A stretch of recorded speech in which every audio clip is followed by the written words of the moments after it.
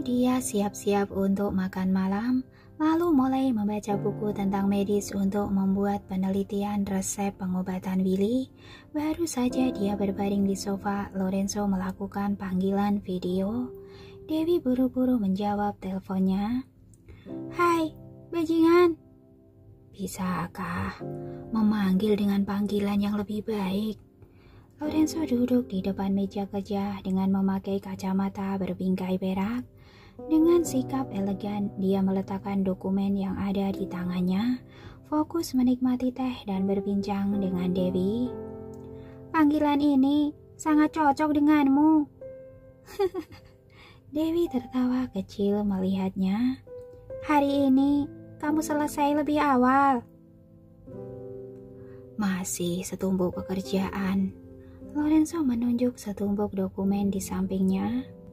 "Kalau begitu, kenapa kamu menelponku begitu awal?" Dewi tengkurap di sofa, menopang dagunya dan melihat ke layar. "Lihat, rambutku sudah panjang." "Aku sudah lihat." Lorenzo melihat Dewi yang ada di layar dengan lembut. "Kamu mengeriting rambut." Dewi tertawa. "Ini bukan keriting, ini gosong, kena api saat aku melakukan eksperimen." "Bagus." Lorenzo tidak mengejeknya sama sekali, malah menatapnya dengan nakal. "Payudaranya juga sedikit lebih besar." "Hah?" Dewi menunduk melihat payudaranya, wajahnya memerah. "Aku sudah dewasa, mana mungkin membesar. Ini hanya karena sudut gambarnya saja." "Oh, ternyata karena tengkurap, jadi terlihat besar payudaranya." Pandangan Lorenzo menjadi samar. "Apa ukurannya penting? Yang penting ada 2. Dewi mengambil bantal untuk menutupi dadanya. Tidak ingin dia melihatnya. "Sudah cukup belum lihatnya?" "Kalau lebih besar, saat punya anak nanti akan ada ASI." Lorenzo bicara serius dengannya. "Kalau seperti lapangan terbang, anak akan kelaparan." "Kalau begitu, kamu terlihat tidak berpengalaman. Payudara besar belum tentu ada ASI. Ada tidaknya ASI tidak ada hubungan sama sekali dengan ukuran payudara." Oke, ucapanmu benar." Lorenzo segera angkat tangan menyerah. "Ini tidak penting. Kelak kalau tidak ada ASI, cukup cari pengasuh saja." Sebulan lebih ini, setiap malam mereka berdua mengobrol melalui panggilan video. Lorenzo sudah memahami Dewi. Jika ada masalah pengetahuan, Dewi pasti akan berdebat dengannya sampai tuntas. Bahkan bisa saja mengambil buku dan memverifikasi kebenarannya di saat itu juga. Jadi agar tidak membuang waktu dalam hal ini dan lebih banyak bicara soal cinta, begitu bertemu hal seperti ini, Lorenzo memilih untuk berkompromi. "Nutrisi susu bubuk sekarang sudah cukup." Sekali lagi Dewi menang dari Lorenzo, hatinya senang. "Bajingan, kangen aku tidak?" "Kangen. Bagaimana urusanmu di sana? Apa sudah bisa datang menengokku?" Lorenzo mengusap wajah Dewi di layar dengan lembut. "Cedera Brandon sudah stabil. Panti asuhan juga sudah beroperasi kembali. Hanya saja ada hambatan dalam pengobatan Willy. Setiap hari aku membaca buku medis, meneliti metode pengobatannya." Dewi memberitahu situasi belakangan ini padanya. Tiba-tiba terdengar suara orang yang melapor. "Tuan, Nona Juliana ingin bertemu." Lorenzo melirik jam tangannya dan memerintah dengan datar. "Minta dia, tunggu sebentar." "Baik." "Aku masih di kantor." Lorenzo berbicara menghadap kamera. "Aku selesaikan sedikit urusan dulu. Nanti malam ngobrol lagi." "Soal yang waktu itu juga belum kamu jelaskan. Sekarang kamu berhubungan lagi dengan wanita itu." Dewi sedikit kesal. "Ini urusan bisnis. Apanya yang berhubungan?" Lorenzo tidak berencana untuk menjelaskan. Kalau kamu tidak tenang, cepatlah kemari. Kamu... Sudah dulu, aku kerja dulu ya. Lorenzo berpamitan dan menutup panggilan videonya.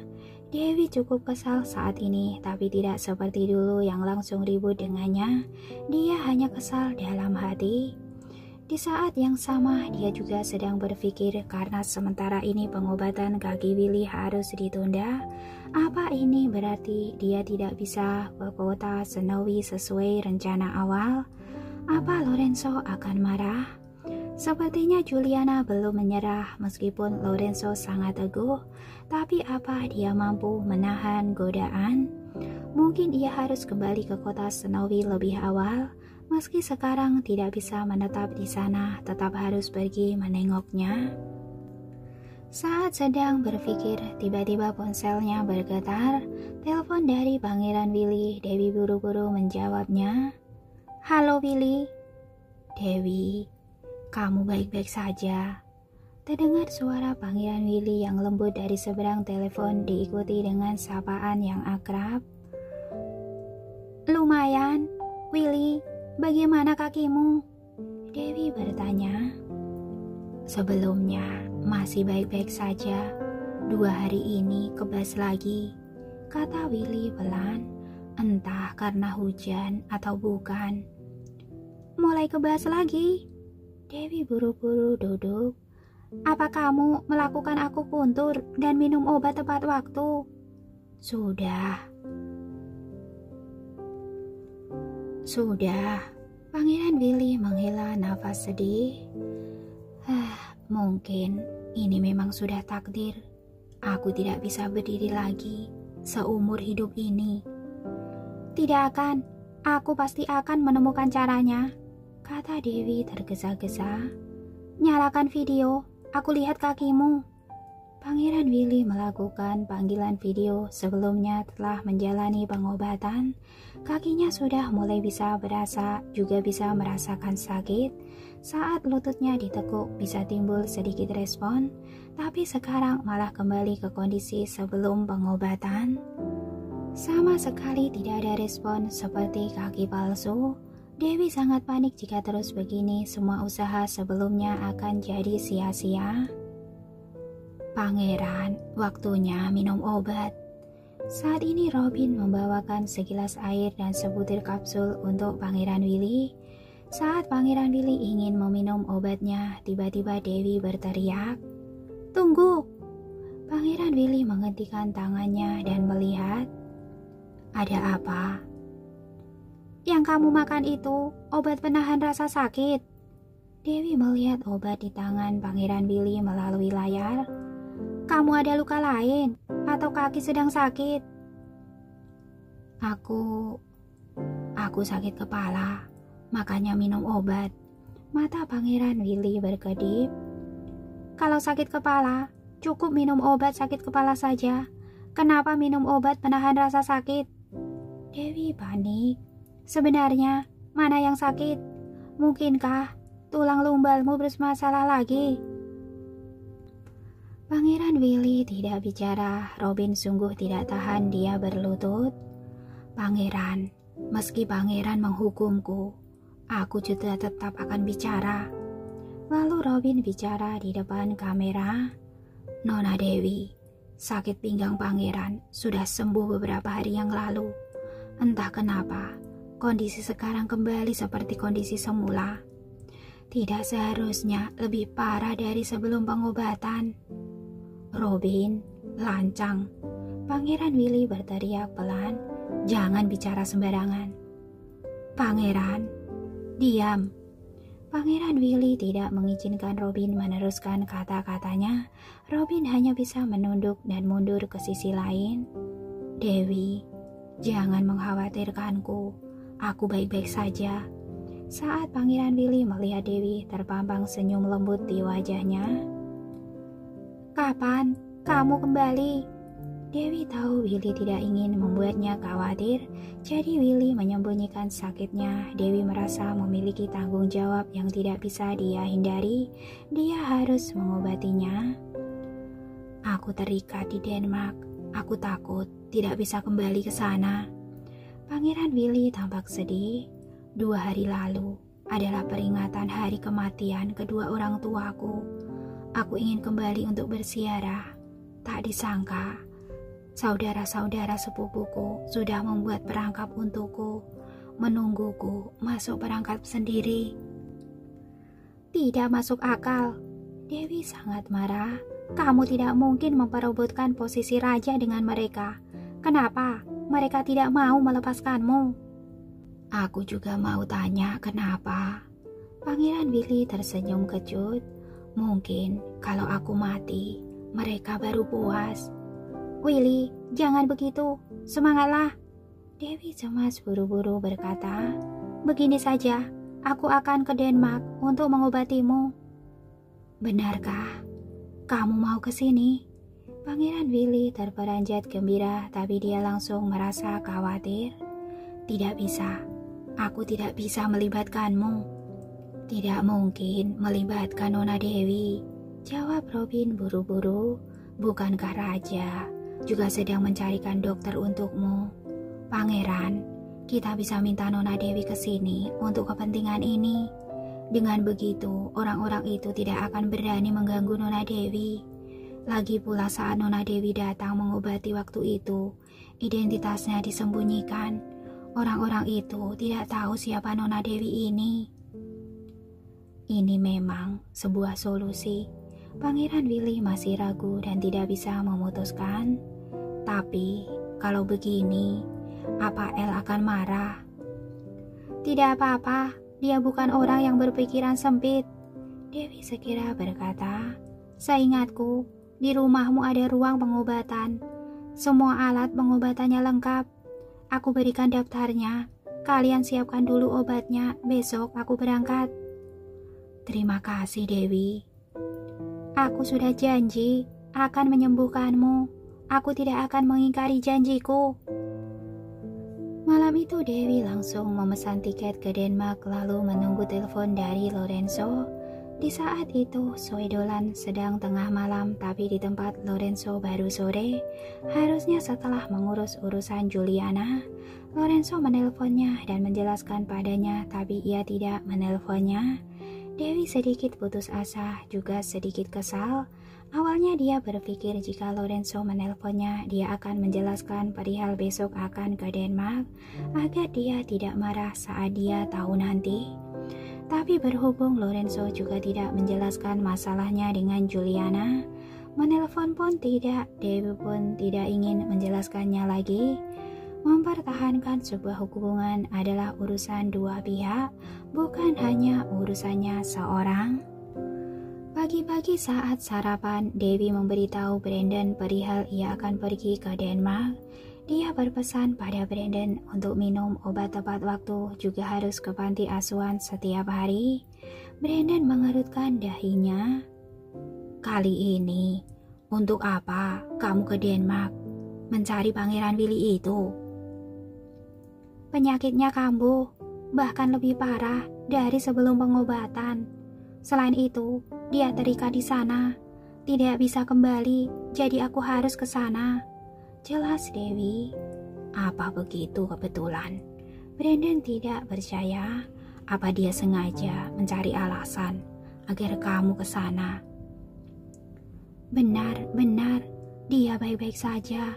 Kenapa harus minta Nona Dewi ke Denmark? Apa Tuhan tahu? Kelly buru-buru bertanya. Aku belum bicara dengannya.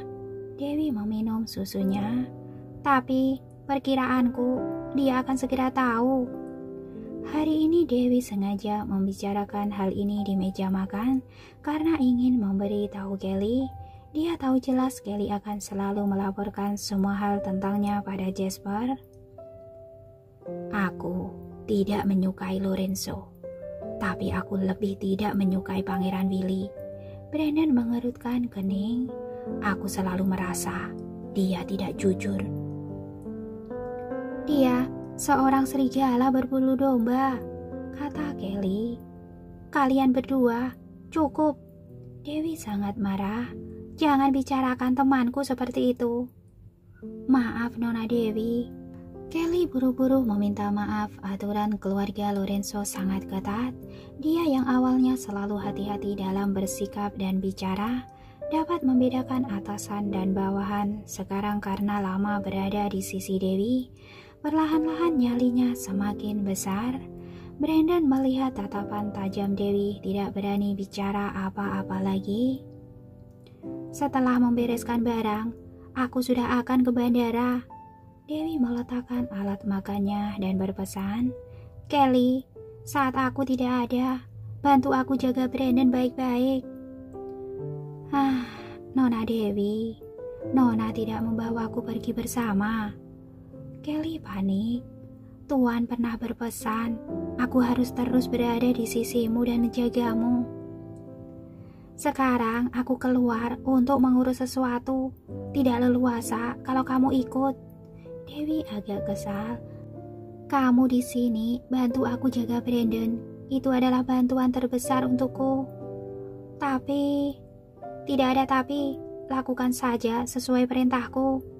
Baiklah. Kelly tidak berani bicara banyak lagi.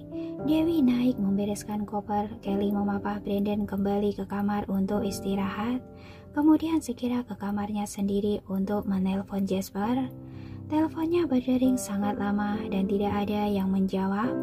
Sekarang jam 3 subuh di kota Snowy. Kelly tidak yakin apa Jasper sedang tidur. Setelah menunggu setengah jam, Jasper juga tidak membalas pesannya. Kelly sangat panik. Dewi turun setelah membereskan barangnya, berpamitan dengan Brandon, lalu menyetir ke bandara. Brandon merasa tidak tenang dan mengikuti dari belakang, serta berpesan, berhati-hatilah, kalau terjadi sesuatu, telepon aku. Aku tahu. Tanpa berbalik, Dewi melambaikan tangannya, menyetir mobil dan melaju pergi. Ketika Kelly keluar dari kamar, ia hanya melihat bayangan mobil Dewi. Hatinya sangat panik dan buru-buru menelpon Jasper lagi. Kali ini akhirnya teleponnya tersambung. Setelah melaporkan perihal Dewi ke Denmark pada Jasper, Kelly bertanya dengan panik, Nona Dewi, sudah ke bandara, bagaimana ini? Kalau sekarang kamu mau ikut, tentu sudah terlambat. Meski kamu mengejarnya, tidak ada gunanya. Kalau begitu bagaimana?